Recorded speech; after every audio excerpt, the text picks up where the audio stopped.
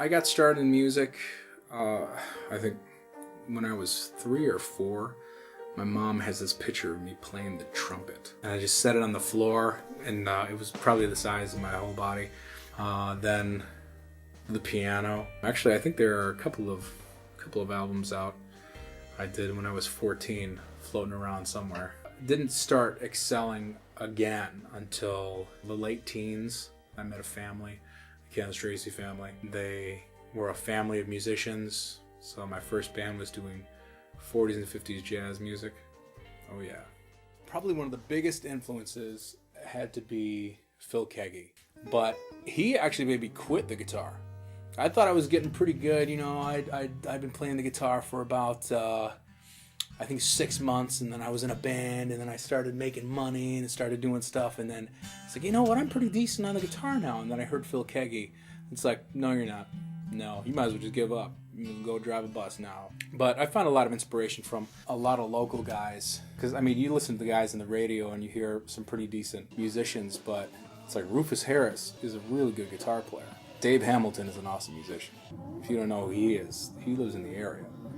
Torrance Carey, I mean, you don't get much better on the guitar than Torrance Carey. So I've been fortunate to have been surrounded by a lot of really good musicians. Faith actually plays a bigger role in my music than what maybe fans might hear at first.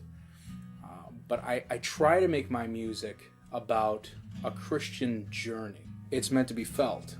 It's meant to be relational.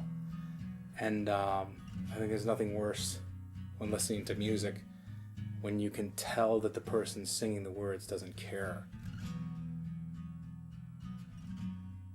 I'd like to be remembered as someone who used his talents sincerely for God. I think it's the coolest feeling in the world when you're driving down the road and you hear somebody blasting the song that you wrote. There's nothing that can compare to that feeling, I think, as a writer.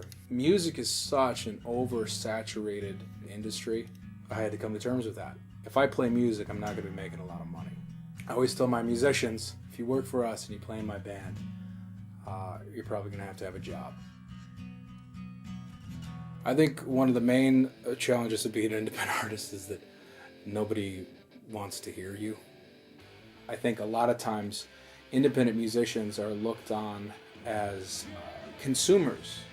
In fact, there are a lot of companies that exist off of the money of independent musicians without any hope of a return. That's why I really appreciate places like the camp, like 4th Friday, because they're one of the few true resources to the independent musician. You're watching AaronG TV. AaronG TV started out as just a goofy online TV show. Most of it is just complete nonsense. Later, I kind of realized it could be something more, behind the scenes of like my favorite local bands and stuff like that. So it's pretty much just the things that I care about on video in the form of a show.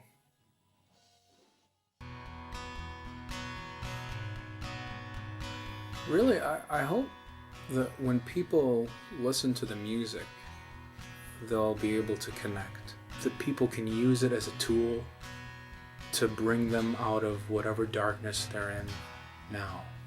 And obviously it's not going to do that for everybody. But for the ones out there maybe thinking that there wasn't any hope, that they will forever be surrounded by this darkness, maybe they'll see something familiar, and maybe they'll find a way out of their winter.